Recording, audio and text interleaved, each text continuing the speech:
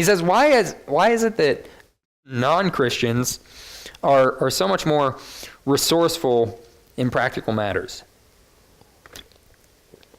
Why is it that non-Christians, why do they try harder and fight harder? Why do they seem to care more about this life, which but a shadow and will soon pass away?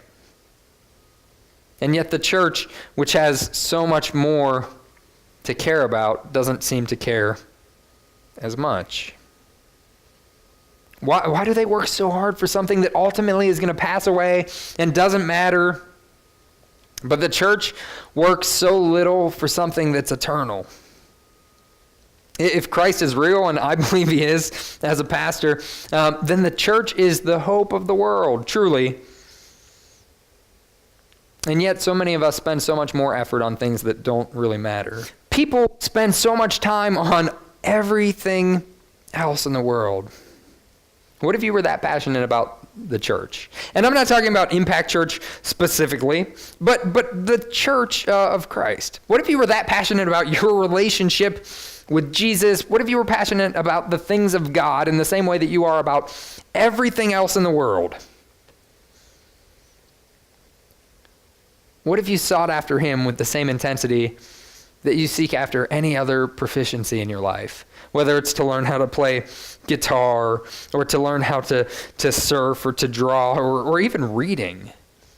How long does it take to read a book? Has anybody sat down with that kind of intensity to follow after God lately?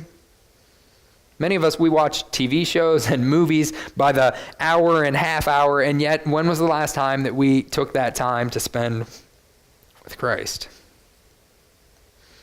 There's nothing wrong with hobbies. There's nothing wrong with interests and pursuits, but Christ tells us that where you put your treasure, where you put your time, that's where your heart will follow. And so I have to ask, as a pastor, the hard questions, I think, and I ask these of myself first, so I'm not picking on anybody. Where are you putting your time? Where are you putting your treasure? I know I'm guilty of it on a regular basis. Man, I watch a lot of TV with my wife, and I don't read that much scripture comparatively. And I'm a pastor. Where are you at today? Are you putting all of your energy into the things of this world, so at the end of the day, there's nothing left for God? Are you so busy with baseball and basketball and football and piano and kids and work that they've become unintended idols in your life that are sucking all of your attention away from the one person who matters? Because if that's the case, if that's your reality, and I think for a lot of people it is, if that's your plan for your life, I think you're setting yourself up for failure. I think you're planning to fail.